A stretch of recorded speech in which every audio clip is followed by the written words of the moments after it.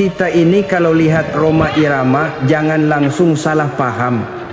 Orang kadang bilang, wah itu menyesatkan pakai musik dakwah, pakai gitar bicara agama. Saya ini selalu bilang, jangan gampang menuduh orang sesat. Sesat itu kalau sudah jelas-jelas niatnya menjauhkan orang dari Allah. Tapi kalau niatnya justru mengajak orang sholat, mengingat Allah, walaupun jalannya lewat musik, yaitu masih bisa jadi jalan kebaikan. Jangan seperti Gus Baha, sebut penyanyi dangdut top terkenal di Indonesia yang tidak pernah ngaji tapi ngomongin agama. Penyanyi dangdut top terkenal sekaligus dai, siapa lagi kalau bukan Rhoma Irama? Dan inilah jawaban bijak dari Rhoma Irama. Jawaban santun Bang Haji Rhoma Irama ketika dihina dan ceramahnya dianggap berpotensi sesat menyesatkan oleh Gus Baha, namun dia sendiri malah bergandeng jembut dengan golongan Habib Yaman, penyebar kesesatan yang sesungguhnya. Suatu saat ada penyanyi dangdut top terkenal di Indonesia itu nyanyi dangdut, ya penyanyi ya dai. Kalau seorang penyanyi yang tidak pernah ngaji kemudian ngomong agama, itu potensinya itu fadallu wa adallu, sesat dan menyesatkan. Tapi kalau dia sedang nyanyi dangdut, penyanyinya cowok loh, sama jangan bayangkan dangdut putri, enggak itu cowok sudah tua lagi. Jadi potensi halalnya ada lah maksudnya untuk, tapi tidak alat musiknya, orangnya. La yaskhar qaumun min qaumin asa ayukunu khairum minhum. Jangan suka menghina manusia. Sangat boleh jadi yang kamu hina itu lebih baik dari kamu, kan gitu.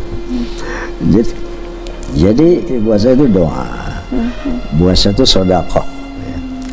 Saya tidak akan pernah marah kalau dihina orang. Mungkin saya memang orang yang pantas dihina, ya saya bukan orang yang mulia gitu. Ya, saya tidak akan pernah marah dibully orang, karena buat saya itu sedekah. Kita tahulah bahwa Kiai Baik itu alim, ya alim, sangat luar biasa. Satu, yang kedua kalinya, kalau memang Haji Rhoma Irama itu tidak dianggap orang yang bisa ngaji, ya itu dianggap menyasarkan fatwanya Mbak Haji Rhoma Irama. Saya mohon maaf, perimbangannya apa? Para habaib klan Baklawi ini itu yang betul-betul menyesatkan pada umat bangsa Indonesia. Kenapa Kiai Baik tidak pernah mengkritik? Kurofatan yang dijalankan semuanya tahu. Kenapa Kiai Baik diam saja? Tidak akan ada yang mampu menghinakan manusia jika Allah sudah memuliakannya, dan tidak akan ada yang mampu memuliakan manusia jika Allah sudah menghinakannya.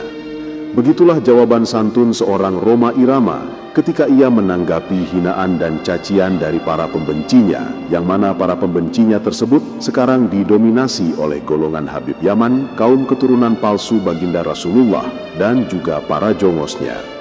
Memang benar apa yang disampaikan oleh Bang Haji Rhoma Irama, bahwa tidak akan ada yang mampu memuliakan manusia jika Allah sudah menghinakannya. Dulu, bisa dikatakan hampir tidak ada warga Nahdliyin yang berkata-kata tidak pantas kepada seorang Gus Baha.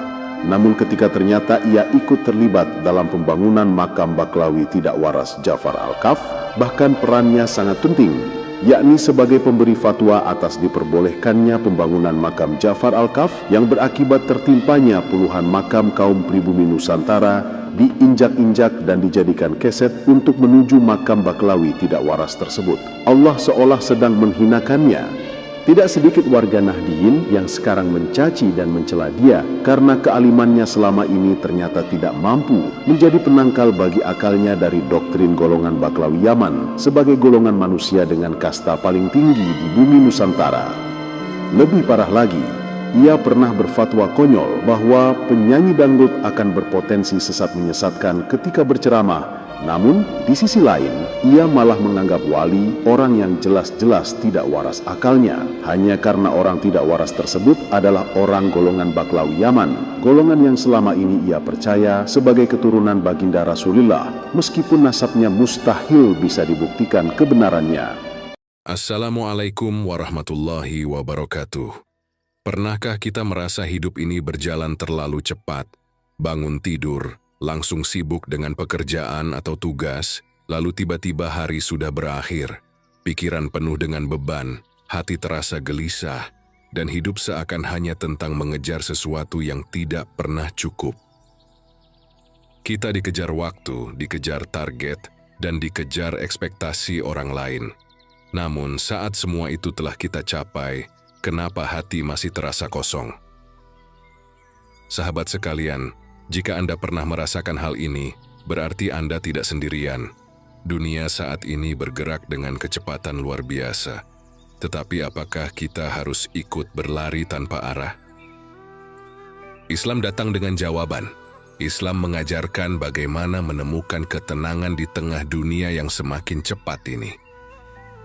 Sebelum kita mulai pembahasan, jangan lupa untuk like, share, dan subscribe channel Islamic Reminder. Semoga pesan ini bisa menyebar dan membawa manfaat bagi lebih banyak orang. Tekan juga tombol lonceng, agar tidak ketinggalan video-video penuh hikmah lainnya. Sekarang, mari kita mulai. Dunia yang terus berlari, hati yang semakin gelisah. Dulu dunia tidak seperti ini. Orang-orang lebih menikmati hidup, berkumpul bersama keluarga tanpa terganggu oleh layar gadget, bekerja tanpa tekanan yang berlebihan, dan hidup lebih sederhana. Namun sekarang semuanya serba cepat. Informasi terus mengalir, pekerjaan makin menuntut banyak hal, dan hidup seakan hanya tentang produktivitas tanpa henti. Yang lebih parah, kita sering merasa tertinggal. Melihat orang lain sukses, kita jadi cemas. Melihat orang lain membeli sesuatu yang baru, kita merasa kurang. Melihat orang lain liburan, kita merasa hidup kita membosankan. Inilah yang membuat hati kita gelisah. Kita terlalu fokus pada dunia, padahal dunia ini hanya sementara. Lalu bagaimana caranya agar hati tetap tenang? Pertama, sholat, waktu istirahat sejati. Sholat adalah hadiah dari Allah Subhanahu wa Ta'ala untuk kita. Di tengah dunia yang penuh kesibukan, sholat adalah waktu istirahat sejati. Bukan hanya untuk tubuh, tetapi juga untuk hati dan pikiran. Pernahkah kita merasa begitu sibuk hingga lupa waktu? Tetapi ketika adzan berkumandang, kita diingatkan bahwa ada sesuatu yang jauh lebih penting dari pekerjaan, target, dan segala urusan dunia, yaitu hubungan kita dengan Allah Subhanahu wa Ta'ala. Sholat adalah cara Allah memberi kita momen untuk berhenti sejenak. Ketika kita berdiri menghadap Allah, kita mengosongkan hati dari urusan dunia. Ketika kita ruku, kita merendahkan diri di hadapan Allah. Ketika kita sujud, kita mendekatkan diri sepenuhnya kepadanya. Banyak orang mengeluh bahwa mereka tidak bisa menemukan ketenangan dalam salat. Tapi pertanyaannya, apakah kita benar-benar menghadirkan hati kita saat salat? Jika kita melakukannya dengan penuh kesadaran, maka salat akan menjadi sumber ketenangan terbesar dalam hidup kita. Allah Subhanahu wa Ta'ala berfirman, "Dan mintalah pertolongan dengan sabar dan salat. Sesungguhnya yang demikian itu sungguh berat, kecuali bagi orang-orang yang khusyuk." Quran Surat Al-Baqarah ayat 45. Jadi jika hidup terasa berat, jika hati terasa gelisah, salatlah. Jangan sekadar menjalankan kewajiban, tetapi rasakan setiap gerakannya sebagai bentuk komunikasi dengan Allah Subhanahu wa Ta'ala. Kedua, sabar dan tawakal, melepaskan beban yang tidak perlu. Salah satu penyebab terbesar stres dalam hidup adalah terlalu banyak memikirkan hal yang belum terjadi. Kita takut akan masa depan, kita cemas dengan rezeki, kita khawatir dengan hasil usaha kita. Tetapi pertanyaannya, seberapa sering kekhawatiran kita itu benar-benar terjadi? Seringkali kita menghabiskan waktu memikirkan sesuatu yang belum tentu terjadi. Padahal setiap hal di dunia ini sudah diatur oleh Allah. Allah Subhanahu wa Ta'ala berfirman, "Dan barang siapa bertawakal kepada Allah, niscaya Dia akan mencukupinya." Quran Surat At-Talaq ayat 3. Perhatikan alam sekitar kita. Burung keluar di pagi hari tanpa membawa bekal, tetapi selalu pulang dalam keadaan kenyang. Pohon tumbuh tanpa harus mencemaskan apakah hujan akan turun atau tidak, tetapi Allah tetap memberinya kehidupan. Kita manusia yang diberikan akal dan iman, justru seringkali merasa tidak cukup dan selalu khawatir. Mengapa? Karena kita kurang bertawakal. Tawakal bukan berarti tidak berusaha. Kita tetap bekerja, tetap berusaha. Tetapi setelah itu serahkan hasilnya kepada Allah Subhanahu wa Ta'ala. Jangan biarkan ketakutan akan hal-hal yang belum terjadi menguasai hati kita dan merampas ketenangan kita. Ketiga, mengurangi kesibukan yang tidak perlu. Banyak orang yang merasa sibuk tetapi sebenarnya tidak tahu apa yang sedang mereka kejar. Mereka sibuk bekerja, sibuk mengurus banyak hal, tetapi di dalam hati mereka tidak merasa bahagia. Pernahkah kita bertanya pada diri sendiri, apakah kesibukan ini benar-benar bermanfaat untuk akhirat saya? Coba kita renungkan. Berapa jam dalam sehari kita habiskan untuk scroll media sosial tanpa tujuan? Berapa banyak waktu yang kita buang untuk membandingkan diri dengan orang lain? Berapa banyak energi yang kita keluarkan untuk memikirkan omongan orang lain? Kita seringkali lupa bahwa waktu adalah nikmat yang tidak bisa dibeli kembali. Rasulullah Shallallahu Alaihi Wasallam bersabda, ada dua nikmat yang seringkali manusia lupakan, kesehatan dan waktu luang. Hadis riwayat Bukhari. Jika kita ingin hidup lebih tenang, kita harus mulai memilah kesibukan kita. Kurangi kegiatan yang hanya menguras energi tanpa manfaat. Fokus pada hal-hal yang membuat kita lebih dekat kepada Allah. Luangkan waktu untuk hal-hal yang menambah ketenangan, seperti membaca Al-Quran, berzikir, atau sekadar berbicara dengan orang-orang yang membawa kebaikan dalam hidup kita. Hidup yang sederhana akan membawa ketenangan yang lebih besar dibandingkan hidup yang sibuk tetapi tanpa arah. Dan keempat, mengingat akhirat bukan hanya dunia. Mengapa banyak orang merasa hidupnya berat? Karena mereka terlalu fokus pada dunia dan melupakan akhirat. Padahal dunia ini hanya sementara. Semua yang kita kejar hari ini, harta, jabatan, dan pujian akan ditinggalkan suatu hari nanti. Rasulullah Shallallahu Alaihi Wasallam bersabda, jadilah kamu di dunia ini seperti orang asing atau seorang musafir. Hadis riwayat Bukhari. Jika kita sadar bahwa dunia ini hanya persinggahan sementara, maka kita tidak akan terlalu terikat dengannya. Kita tidak akan terlalu sedih jika kehilangan sesuatu, karena kita tahu itu bukan milik kita selamanya. Kita tidak akan terlalu cemas tentang rezeki, karena kita tahu Allah sudah menyiapkan bagian kita. Kita tidak akan iri melihat orang lain lebih sukses, karena kita tahu kehidupan yang abadi adalah di akhirat. Rasulullah Shallallahu Alaihi Wasallam mengajarkan doa yang sangat indah. Ya Allah, jangan jadikan dunia sebagai tujuan utama kami, dan jangan jadikan ilmu kami hanya tentang dunia. Jika kita ingin hidup lebih tenang, kita harus melatih diri untuk lebih sering mengingat akhirat.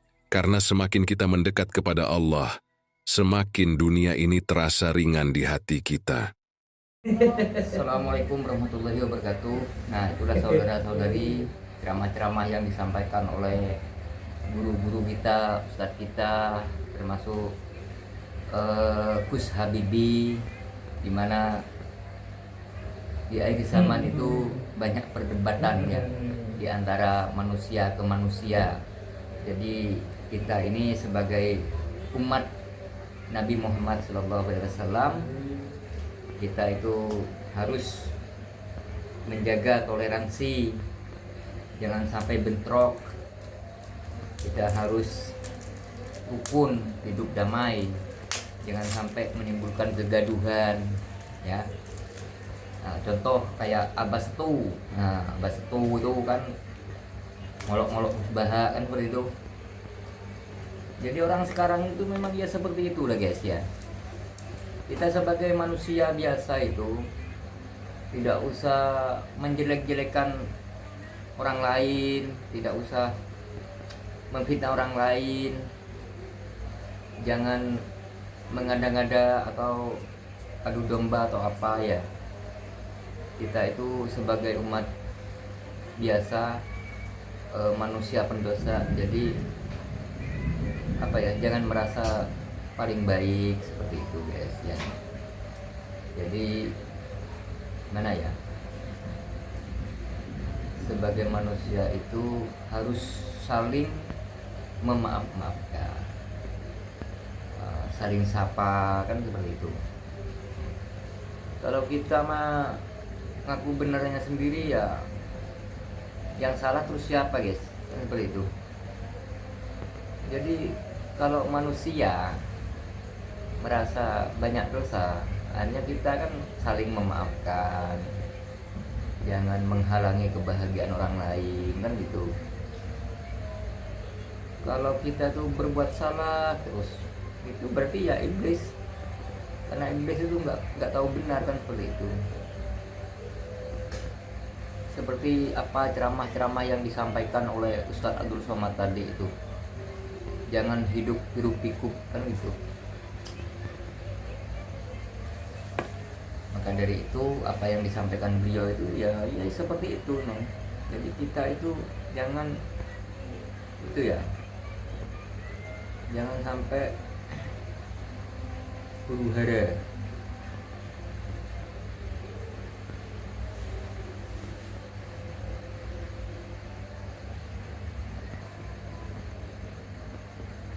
Bukan nyambung gitu.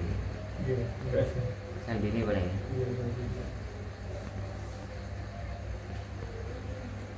Sama dia bagian. Ini nyambung di barusan.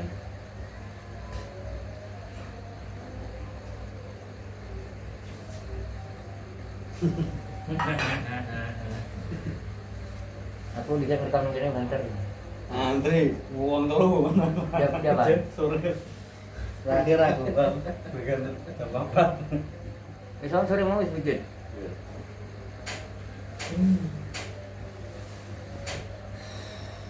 Aku berita OTP banterin yang gini loh. Hehehe. Nah, ini tak belen ini. Jadi saudara-saudari dimanapun berada, apabila Anda merasa manusia, kalau menonton video,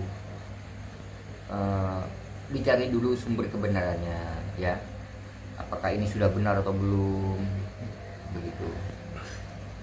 Karena apa ya, manusia sekarang itu suka membuat konten-konten hoak-hoak itu.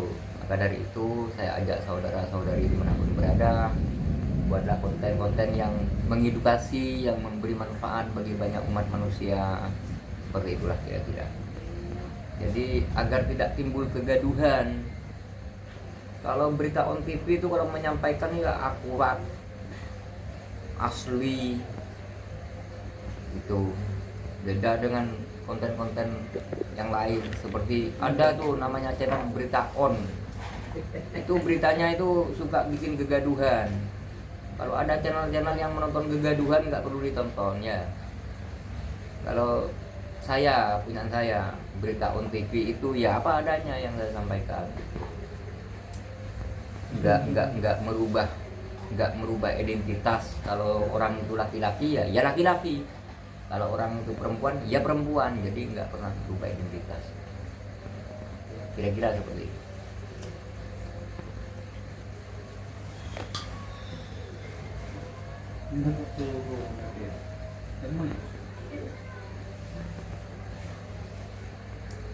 Tadi saya sampai apa ngomong apa guys, sampai lupa saya.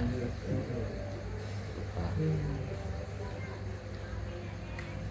Ini yang nonton video saya ini orangnya cantik-cantik, tampan-tampan, ganteng-ganteng. Terima kasih sudah menonton di channel YouTube Berita On TV.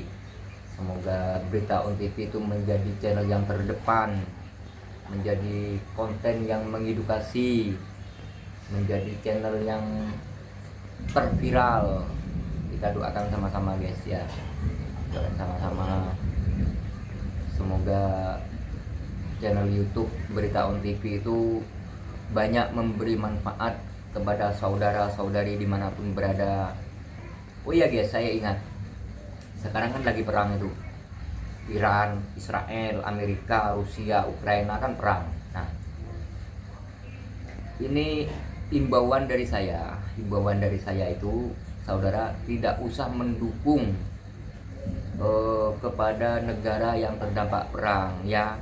Justru kita doakan semoga perang itu cepat selesai, semoga perang itu tidak berkelanjutan, semoga perang itu cepat berakhir ya. Saya itu paling mencintai kedamaian ya. Saya sebagai admin YouTube Berita On TV itu tidak suka menimbulkan kegaduhan gitu guys ya. Mari kita jadi umat yang baik, umat yang amanah, umat yang rukun ya. Walaupun kita itu beda kulit, beda makanan, beda negara, beda bangsa, beda agama, beda aliran, tapi kita tetap bersatu ya. Kita selalu bersama, saling sapa ya, seperti itu. Jadi untuk itu saudara-saudari, marilah kita berdoa ya, semoga cepat berakhir perang itu, semoga tidak berkelanjutan gitu, tidak berkelanjutan. Saya karena nggak suka kalau perang-perang gitu guys, saya sukanya tuh damai, kedamaian.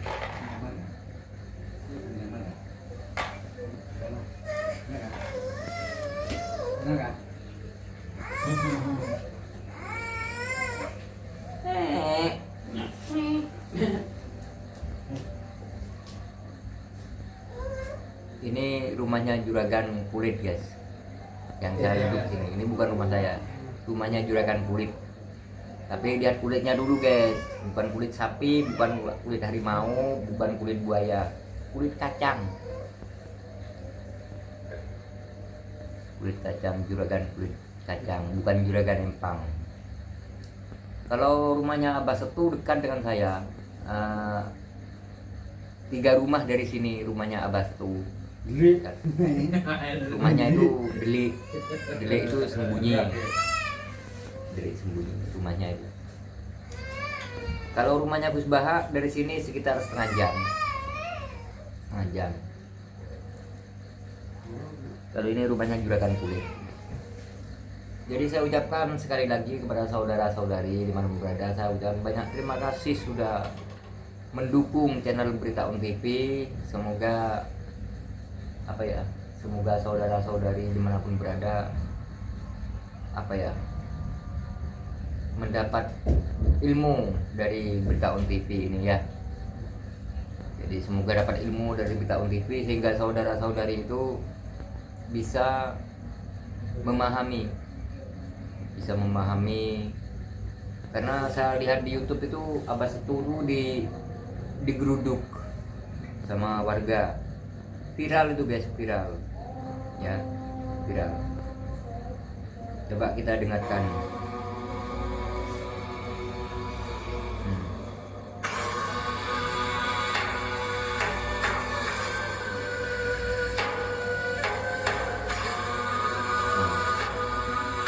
Dia joget-joget.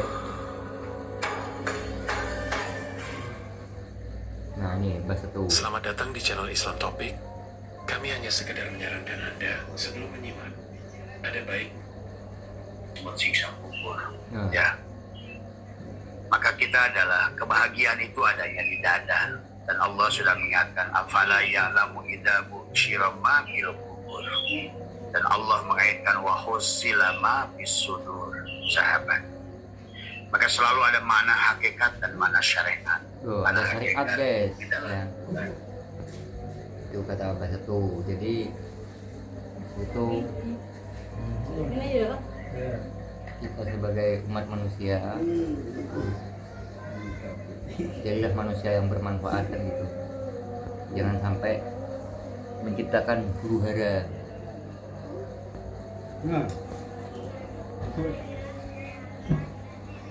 Ini Itu sponsor, masih ada sponsor itu Riwa-Riwi. Riwa-Riwi nih guys. Nah itu. Oke guys ya. Doakan ya semoga channel Berita On TV ini maju jaya di udara ya. Sehingga kita itu sama-sama mencapai ridha Allah Subhanahu wa taala. Saya doakan saudara-saudari yang sudah menonton di channel YouTube Berita On TV banyak rezekinya, bahagia selalu rumah tangganya, dan apa ya? Kalau tua bahagia, hartanya nggak habis-habis ya, agar hidup tentram dan damai ya guys ya. Oke.